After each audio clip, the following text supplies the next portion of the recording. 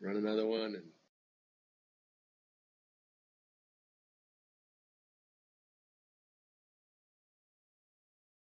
And then tell me to go, and we will start recording.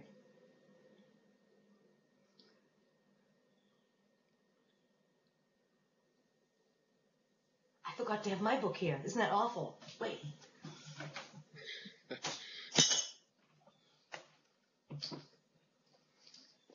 Welcome to Insightful Player TV. My name is Chrissy Carew, and I'm a personal business coach and the founder of Insightful Player. Now, we created Insightful Player to inspire the youth to follow their dreams, and we're doing that by showcasing these fabulous role models that are in the NFL or have played in the NFL. And these guys are amazing role models. They'll have become great odds to get what they wanted to do in the NFL to reach their dreams.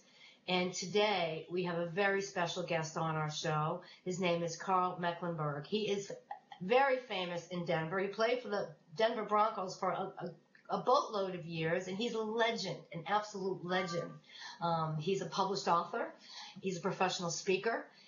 He's written 2 books, Mech for Defense, and the book I have right here is The Heart of a Student Athlete, which is a fabulous read, and we're going to get into that today. And in The Heart of the Athlete, it's the importance of taking small steps when you dream big dreams, regardless of your situation. Now listen to this. He's a published author who has dyslexia and a professional speaker who was in speech therapy for 3 years. Hello? And because he had a lisp. And he's a slow, stiff kid who became a pro, an absolute legend in the NFL. Now, if this guy came over a lot of obstacles, and he's a very, very inspiring person and a sensational role model. So you're going to have a great time spending time with Karl tonight, and I just want to welcome you, Karl. I'm so happy that you're back. Hi, Chrissy. Thanks. Well, it's such a treat. You know, you're doing such beautiful work in the world, and let's just showcase your book again. The Heart of a Student Athlete is a fabulous read. Now, where can people get this? You know, you just go to Amazon. That's the best place to get it. It's Heart of a Student Athlete, all pro advice for competitors and their families. I ran into many young people, parents, aunts, uncles, grandmas, grandpas, who asked me, you know, how can my child get to the next level? And I kept running into that over and over, and there was a lot of misinformation out there. You know, you go on the internet and you look around and you see all kinds of crazy stuff that people think is ultimately very, very important, and it really comes down to basics, universal keys to success. You talked a little bit about my life earlier, and overcoming obstacles. To me, overcoming obstacles is what success is all about. That's what it is. As you pursue your passion in your life, I talk about teamwork, courage, dedication, desire, honesty and forgiveness, and goal setting as the 6 keys to success that your student athlete should use, and really everybody should use in their lives. And someone with dyslexia, tell us the process of writing this. You know, you wrote 2 books. How on earth did you do that with dyslexia? Well, the first one was pretty easy. The first one I used a recorder, and I recorded my thoughts driving to and from work, and somebody transcribed it and made it into a book. Excellent. And it was basically a diary of a championship season. It was '87. We went to the Super Bowl that year. Then this one, really, like I said, was my response to all the questions that I gotten through the years. And really, I believe that the young people out there need to take control of their own futures. And if you have that extravagant desire, if you're pursuing something that's bigger than yourself, you're going to have a chance to make positive decisions. And even if you don't reach it completely, you're going to get a lot farther in life than you would if you don't pursue those desires. For me, it was I wanted to be the greatest football player that ever played the game. Like you said, I was a slow, stiff kid from the suburbs, and that was pretty silly for me to even think that way. But because of that, I made a lot of positive decisions. I ran into obstacles, and I was able to overcome those obstacles because I was looking past that day into the future. And when you run into obstacles, all three of my kids have gone through karate, and there's this time in karate where the teacher holds a board in front of you. It's like an inch thick pine board, and tells you got to break this. Now you've knocked on doors, you've walked on wood floors your whole life. You know that thing's hard, and it's going to hurt. And if you think about the obstacle, it's going to hurt you. But what they teach you in karate is to strike through the obstacle, past the obstacle. The target is beyond the obstacle. And it's the same thing with desires, with passions, with missions. If you have an extravagant desire, you're going to run into obstacles, but you're not thinking about that. You're going to pass right through it. It's not going to hurt. In the same way that the karate student can break that board. My 10-year-old daughter broke the board, and she was not a strong kid, but she could do it because she was thinking past the board. That's amazing. That's really an amazing story. So how did you do that as a young, slow, your own words, slow, stiff kid? Where did you begin with that as a kid? Because that's a great thing to hear about. Yeah, well, it's an everyday thing. You don't allow yourself to get down. You think about and you're honest with yourself about what you need to work on, and then you work on those things. And it's a gradual process. Nobody's going to start off as Peyton Manning. You're going to start off as whoever you are in the position you're at. But if you aspire to be Peyton Manning, then you're going to take steps and more steps and more steps, and every day get a little bit closer. And that's the way it works. It's very, very unusual in the NFL to run into anybody who didn't have to work at it. I don't know that I ever have. Even John Elway, when he was a rookie with the Broncos, he had to learn how to work. He was such a gifted athlete, he never had to work until he got to the NFL, and then he figured it out and started making some advances. But it was one of those things that regardless of the innate talent, you've got to bring it out. You've got to develop, and the only way to do that is set those goals and say, you know what, I did this wrong this week in the game. How can I fix that? Well, you set a couple of goals and work on those things that week during practice, and then you play the game, and hopefully those things are fixed. But something else is going to be wrong. I mean, we go into film every week, watch the film, and expect there to be something wrong. Regardless if you're an all-pro player or if you're a rookie, you come in and you evaluate, you find out what's wrong, and then you set some goals for that next week of practice, fix those things. Going into the next week, something else is going to be wrong, win or lose, great game or poor game. And to me, that is how you take those steps and get closer and closer. The goals are the little steps, but that desire, that passion, that mission, that's the target, and you're aiming towards that, and every step you take is another step to get closer to where you want to go. Wow. So talk about that mission, because that can really make a difference to help you, take that full assessment of yourself of how you're doing, like you just mentioned, like, back when you were playing for the Broncos. And, talk to us about that purpose and mission, because you're so passionate about that. Yeah, the mission, to me, has to be something that's extravagant. It's long-term, and it's somewhat general. Like I said, for me, it was I want to be the greatest football player that ever played the game. That's what I thought about. That's how I made my decisions.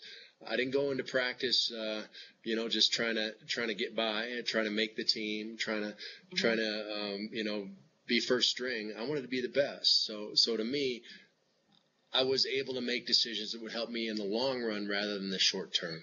And I kept taking those steps. Didn't take the shortcuts, and there's always temptations to take shortcuts. I know kids are out there and they've heard about performance enhancing drugs, that type of thing. You know what? In the long run, it's going to hurt you. It's going to kill you. But in the short run, you're going to get some benefit from it, but in the long run, it's going to hurt you. And if you think in the long terms, you're going to be able to say no to that, get in the weight room, do what you have to do, and get strong. I was one of the strongest guys on our team. I could clean and jerk 450 pounds and never used any sort of drugs in my life. And it was a decision I made that allowed me to have a long and successful career instead of all the injuries you would have if you got involved in those performance enhancing drugs. So all those decisions are made because you have that desire, that passion, that mission, and you take those steps closer and closer to where you want to get. I'm over 50 now. I can't play football anymore, obviously, but I do have other passions in my life. As a Christian, I want everything I say and do to reflect God's love. As a speaker and an author, I want to inspire long-term positive change in teams and individuals. As a husband, I want to give uncompromising, unconditional love to my family. That's who I am. I define myself that way, and it wasn't always that way. See, I was in some deep trouble with my family a few years back, and I decided, you know what? I got to make this a priority, and I set this desire, this passion, this mission in my life, and I was able to get closer and closer to where I want to go now, and things are much better than they were at that time. So you can decide, you can determine your future by setting these desires. It's a great thing to do it. Sit down and think about it. What's important to you? Where do you want to go? And then instead of chance directing your life, your desires do. I would suggest setting these desires at 10 words or less and writing them down. This is something that you're going to pursue for a long time. So that's something that you should make every decision based on. I get up every morning and I think about those 3 desires. I think about my family. I think about my Christianity, and I think about my business. And that's something that I do daily, and it allows me to focus on those things and get closer to where I want to go. Wow, that's very inspiring. You're so focused. You're definitely on that path of mastery as a human being. I mean, absolutely. That's what mastery is all about. That reaching and living your priorities. That's what you're doing. And the fact that you got into a trouble, that could have been one of your greatest gifts, And now you're even more committed to, your biggest top 3 priorities of, your family, your God, and your passion. It's awesome. It's absolutely awesome. I appreciate that, Chrissy. I salute you. And you have, and the whole thing about make it extravagant, and that's, as a coach too, I noticed that my clients that really go far in life are the ones that make their goals much bigger than them. They use that same extravagance. They hold that bar up high for themselves. And the ones that don't make it are the ones that just trying to get by. So people think that extravagance makes it harder, but my experience, my own life, as well as talking to people like you and all my clients, it's like, it just makes the path so much clearer, don't you think? Certainly. Yeah, certainly. We go to training camp every year with 110 guys. 110 guys would go to training camp, and at the end of 5 weeks, there'd be 50 left. Every single one of those guys had the talent, had the skill. They've got scouts in the NFL that go all across the country, check you out, see how fast you run, how high you jump, how much weight you lift. They watch your game film, and if they're interested in you, they come out personally, interview people. They interviewed my coaches. I was a 310th pick in the NFL draft. That's 20 guys away from Mr. Irrelevant, the last guy picked. And still they came out, 2 different scouts from the Broncos came out and interviewed coaches. One of them even interviewed my girlfriend. That's how hard they look at you. Yeah, they know without a doubt that you can make this team and you can play for this team and there's a spot for you. But the question is, do you? I mean, too many guys would come into training camp with great athletic ability, great potential, but their desire was, I want to go to an NFL training camp. It wasn't, I want to be the best player that ever played the game, and that's what held them back. It wasn't their ability. It wasn't anything else. It was that level of desire. That extravagance makes a huge difference, and it's very obvious as you get closer and closer and closer to the top of your field. Yeah, and it's a really good point, and I think we need to remind our viewers about that. If what they want doesn't make them, a little anxious, then they're not wanting enough for themselves. Would you agree with that? I would agree with that, Chrissy. It's much more prevalent for people to be held back by themselves than by anything else. That fear of failure, that fear of, what if I set my desires too high, then I'll never be able to achieve that. You know what? That's not true, because as you're moving along, you're going to accomplish great things. As you get closer and closer to that desire, there's thousands and thousands of young men in the NFL or in the United States who want to play in the NFL.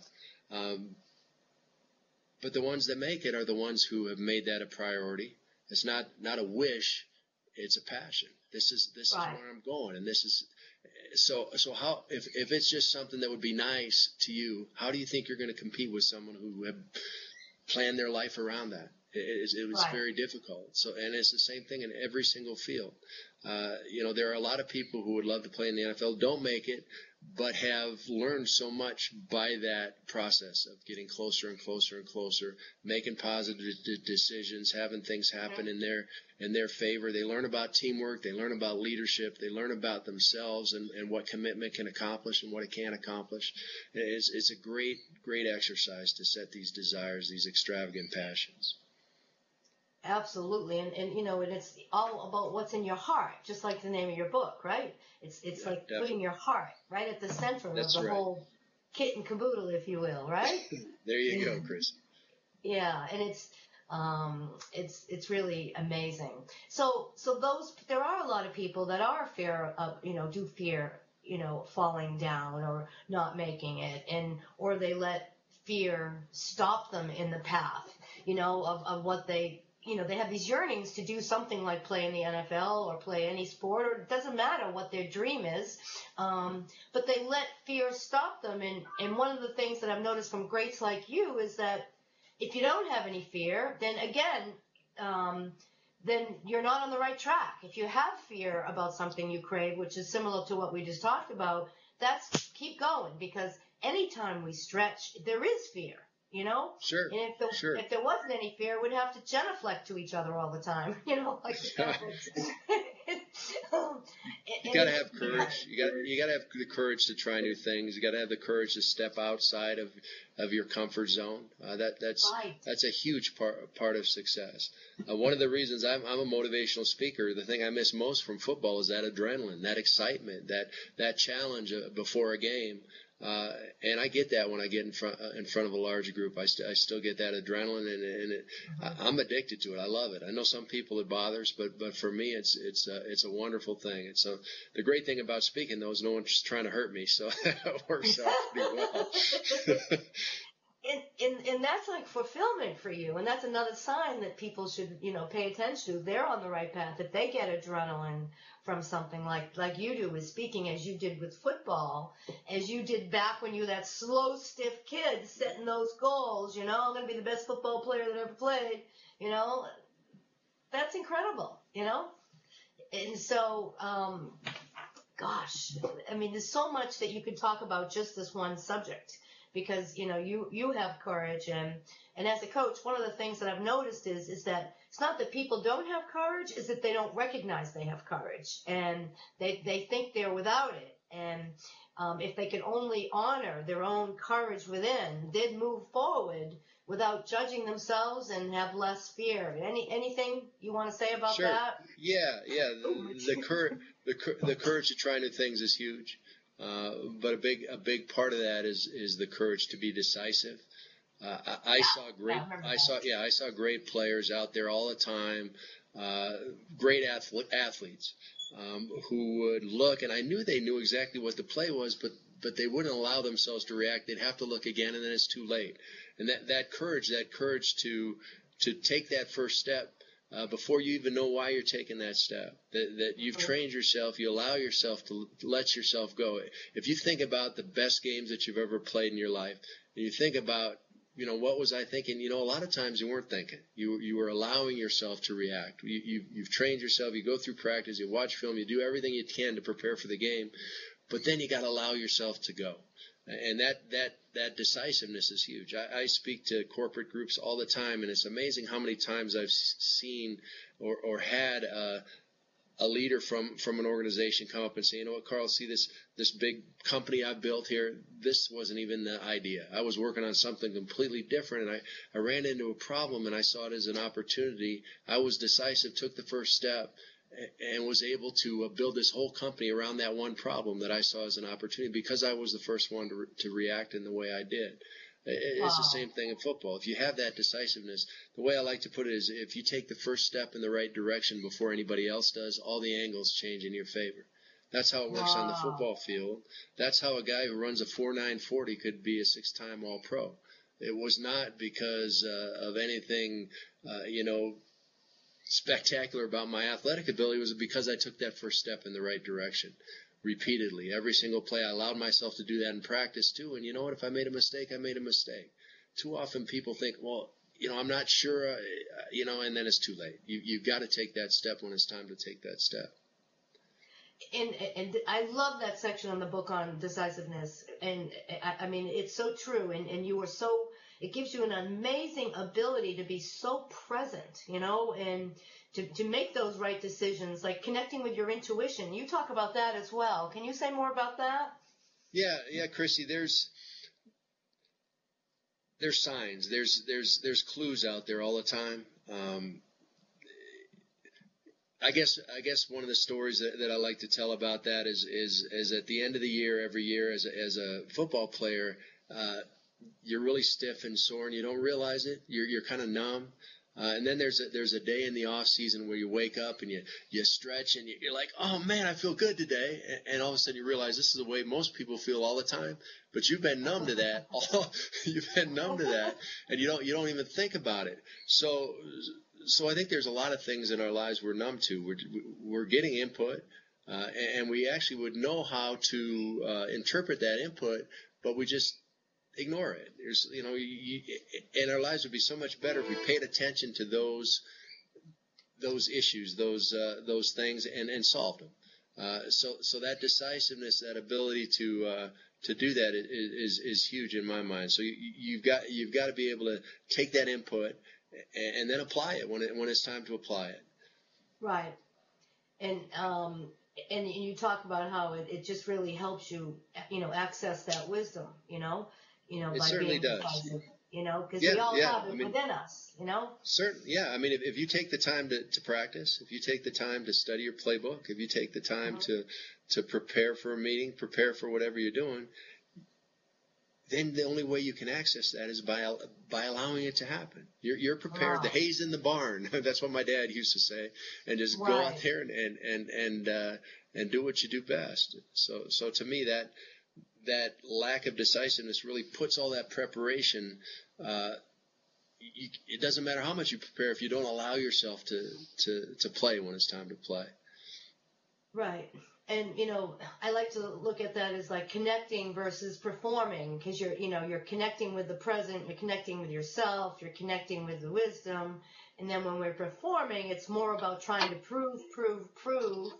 And that's when we can overthink things, and become hesitant and not decisive. So, that being present and the decisiveness, I think, is magical. And that's a really good section. I love your book, and that was one of my favorite sections, because I think that's a prevailing problem out there in the world. People. I agree, Chrissy. Hey, speaking of being present, I'm going to disappear if I don't plug my computer in. The battery's running low. Just a second. All right, so let me just hold up your book, and while you're gone, no big deal. It's The Heart of a Student Athlete. This is a must-read. I think I read this like in a night and a half.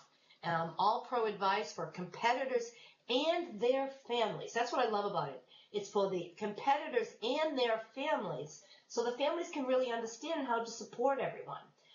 So can you say a Chrissy, little bit more? I got it plugged in. The thing that I really stress in the book for the families is that it's about opportunity and it's about support.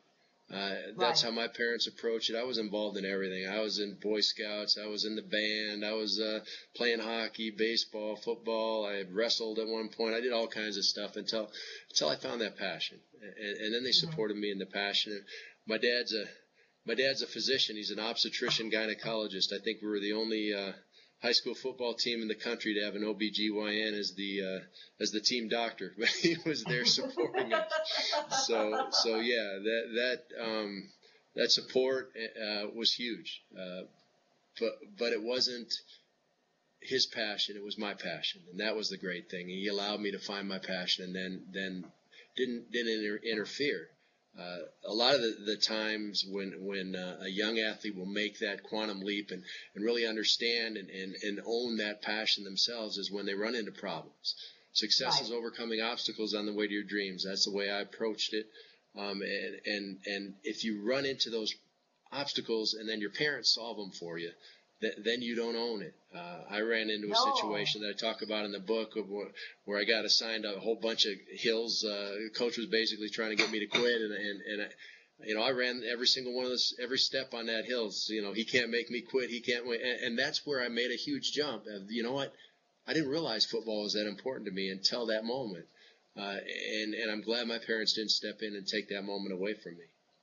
Yeah, I remember you telling me that story. And you were a lot of hills, weren't you? Just like yeah, it was crazy. It was 100 hills after practice. I had to run 10 after each practice, and it was crazy. 50-yard long, 45-degree angle hill. It was a tough thing. And I was back there a couple of weeks ago actually, and was looking up that hill saying, I can't believe I did that, because I couldn't do it now. That's for sure. And that's right. And speaking of being back there, you were just inducted into your high school Hall of Fame. Can you tell us about that? Hooray! That's exciting. That was very fun. Exciting. Yeah, it really was. What was that like? It was interesting. It was fun to go back. Things have changed, and it's been forever. It's been 30 years since I was there, more than that. But you know what? Things were the same. I mean, they had the band out there, they had the cheerleaders. It was really an exciting time for everybody. It was homecoming for my high school, and playing it at the same stadium. They got nice turf now. They didn't have when I was playing, but it was at the same stadium and everything. It was a neat thing to go back and reminisce. I brought my wife and my daughter back with me, and my son, and it was fun. It was really a nice time. That must have been nice. That's great. Congratulations. I'm going to have to add that to our site somewhere, the Insightful Players site. Thank you. And back to the whole obstacles things, that's another thing. I've learned so much from you players. I've definitely learned a lot from you, Karl. And, you've really changed your relationship with obstacles and setbacks and in adversity. And I think that is so important. If you can share more about that, because a lot of people will have something hit them, any kind of setback or disappointment, and then just focus on why me versus, what can I gain from this? How can this make me better? Because you had a lot of obstacles, and, Certainly. I'd love for you to tie some of the obstacles you had, like even with your learning disabilities, right? And how you move forward and, where you are today is really quite touching and inspiring. Well, thanks, Chrissy. Yeah, the dyslexia thing was hard in school. There's no doubt about it. I had to learn to adjust and get around it. I still can't spell very well. Thank goodness for spell check and word processing and that whole thing. But I was able to overcome that. And like you say, I've got a couple of books out. I write articles all the time. Amazing. It's not something that can't be overcome. Many people have. But the fact of the matter is, it's also helpful in some ways. When your brain is wired a little differently than other people, you're going to think differently than them. You're going to come up with ideas that they don't come up with. You're gonna be able to do things on the athletic field that they can't do. I could play on the left side, the right side. I didn't know. I didn't care. I was out there playing either. And a lot of people are stuck on one side of the ball or on the other side of the ball. And I wasn't. That dyslexia thing is tied with mixed dominance. I can throw a ball with either hand. I can move equally to my left or to my right, and that's a gift. That's something. And in speaking. Gift. Yeah, and in speaking and in writing, all of a sudden I'm thinking a little bit differently. So I come at problems, I come at issues from a little bit different angle, and there's an advantage in that. So don't be discouraged by being a dyslexic or being somebody who thinks a little bit differently than other people.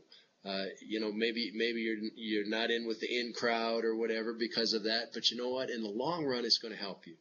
If you persevere, if you overcome the obstacles that are set up around that learning disability, ultimately, in the long run, you're going to do much better.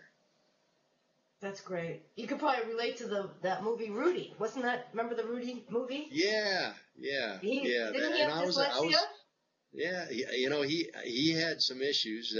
He was too small and too slow, but he hung in there. He persevered, and he accomplished what he wanted to accomplish. And to me, that's such a huge part of it. I think a lot of young people look at successful people and say, oh, everything must have gone right for them. You know, Yeah. they were lucky that, you know, they were born into the right family. They had the right genes. They had the right opportunities that I'm not getting. Well, you know what? Very, very rarely is that true. More often than not, they've overcome again and again and again and again. If you look at the ranks of the NFL, the ranks of the NBA, the ranks of Major League Baseball, it's full of guys who come from very, very difficult backgrounds. Right. Backgrounds that most people, you know, would really pray that they weren't involved with. But you know what? They learned how to overcome at an early age. They overcame and overcame and overcame, and something within their character allowed them to say, you know what? I'm getting out of here. I'm going to better things. I'm going to be great. And then they made those decisions day by day by day and allowed themselves to do that. So that ability to overcome, even at an early age, is very, very important if you're going to be successful as an older person. Right. I mean, you almost have the ability to get your PhD in, you know, character building at a very young age if you come from tough circumstances. You know, it's like there's so many of the people that have really made it in life that have fallen the hardest, you know, along the way. And, you know, they have just reaped the wisdom from those experiences, and that really helped them, you know, become enormously successful like yourself, you know, which is, and there's no surprise that you have enormous success after football, you know, with your 2 books and your speaking as you did getting to the NFL. It totally makes sense. And so how can Insightful Player help you and get your message out? I mean, this book is really fabulous. Well, everyone should read it. Yeah, Chrissy, my message is pretty simple. I believe that there are universal, unchanging keys to success. With so much change going on in this world right now, it's kind of nice to have those things, you know, that yes. would allow your grandparents, that did allow your grandparents to be successful and will allow your grandchildren to be successful. This is something that's not going to change. You can hang your hat on and say, you know what? Teamwork, with leadership being the ultimate expression of teamwork, courage, the courage to try new things, and the courage to be decisive. Dedication, which is hard work, constant learning, and refusing to quit. Desire, that dream, that passion, that mission. Honesty and forgiveness with yourself and self-evaluation with others. And finally, goal setting, the day-by-day little steps to get closer and closer to where you want to go. These are the things that allowed every successful person to be successful. If you look at your own life and think about where you've been successful, you'll find these things. If you look at those you respect, if you look at their lives, you'll find these things. So just put those in effect in your life, and you're going to have a chance to get to where you want to go. And if you don't, you're going to have problems. So it's pretty simple stuff, but you know what? It's universal. It's there for each of us, and we just got to take advantage of it. Yeah, and I, you know, I also want to just touch on something that is such another powerful part of your book, is that honesty and forgiveness. You know, people are so tough on themselves and keep beating themselves up. Do you have a moment just to speak on that a little bit? Because I love that part of the book. That's I awesome. do, Chrissy. Yeah, honesty and forgiveness is probably the largest stumbling block to this whole thing. If you have a desire, if there's a place you want to go, but you can't be honest with yourself about where you're at now, it's impossible to set goals in that direction. You know, if you say, well, I'm here, but you're really over here, and you're setting goals in that direction, you're getting further away from you know your target than you started. So it's ultimately very important for you to be able to say, you know what, it's okay. This is where I'm at today. This is where I want to go. I'm going to set goals in that direction. I'm going to get there, right? If you can't be honest with yourself, and you can't say, you know what, it's all right, I'm here. It's very, very difficult to get any closer to where you want to go. So to me, that's huge. In the NFL, it's easy because they film everything. And they evaluate everything, and you know exactly where you're at, and the coach pulls no punches and telling you where you're at. I bet. So that you get a thick skin that way, but you also learn to be honest with yourself and anticipate. You know, it's okay. I made a mistake. I'm going to set goals so I don't make that mistake again. And I'm going to get another step closer and closer and closer and go to where I want to go. So that honesty and forgiveness is a huge part. That's great. That's great. Anything that we didn't touch on that you want to share today? Because you have so much expertise in this whole arena of reaching dreams, and you're evidence of that in your life. Thanks, Chris. Yeah, I you know what? I can't think of anything off the top of my head. There's so much more in the book. Yeah, you got to get the book, everybody. I've got multiple stories about. If you enjoyed my little stories that I told today, some of those are in the book, some are not. But the book's full of stories, and that's the way I approach it. It's not. It's an entertaining thing, and you'll have fun with it. Yeah. You can go to studentathlete.us. Studentathlete.us is the website for the book.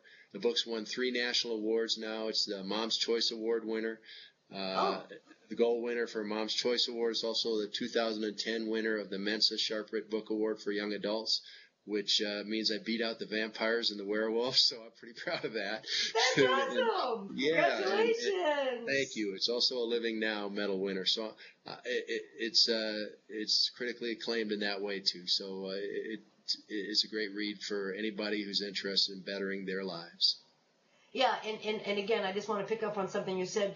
The stories of Karl's life that relates to the key points cements the learning. And it's so interesting, how you are so vulnerable and share your stories that it really brings everything to light. And and I'm not surprised that you're winning all these awards. And this is a great book for people to read with each other and discuss. Don't you think? Families to read and it really friends, is, yeah. Certainly. I've got a study guide on that website, studentathlete.us, that if you want to get together with your football team in the off season or your other team, you can pull up that study guide and answer the questions in there, talk to each other about those talking points, and you'll get a real, I guess, deeper understanding and feel for what I was getting at and where the book is meant to take you. Oh, that's really generous that you did that. That's fabulous. I haven't seen your study guide. I'm gonna go look at that. There you go. Sure. Studentathlete.us, Chrissy. Yeah, I'm gonna have to add that to the website as well. Well, thank you. For sure. Well, thank you so much. It was such a treat to have you back. Keep thinking of ways that Insightful Player can support you, because we really believe in what you're doing and your powerful messages and how much you care about your audience. And it's so genuine, and I really admire you for what you're doing. Thank you. You're making this world a better place, Karl. Thanks, Chrissy, and I'm proud to be a part of your book too. The Insightful Player book just when to come out, and just now, right? In the past, just this month. Week. Yeah. So you got yours, right? I'm in there. Yeah, I got mine. I've been reading it. It's great stuff. There it is. InsightfulPlayer.com. Yeah, go to Amazon.com. You can find it there too. But today's the focus is on Karl.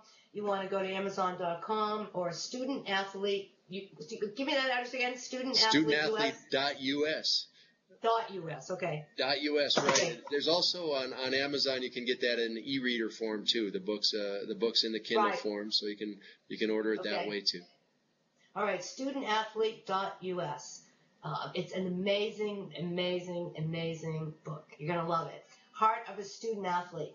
All right. Well, you go have a wonderful rest of your day, and we'll be in touch. Thank you for coming on, and I want to thank everybody for sitting here with us and meeting our wonderful Karl Mecklenburg, who is a legend, both on and off the field, and we are honored to have him on the Insightful Player team. So God bless everyone, and God bless to you. Thank you, Karl. All right, bless you. Take care.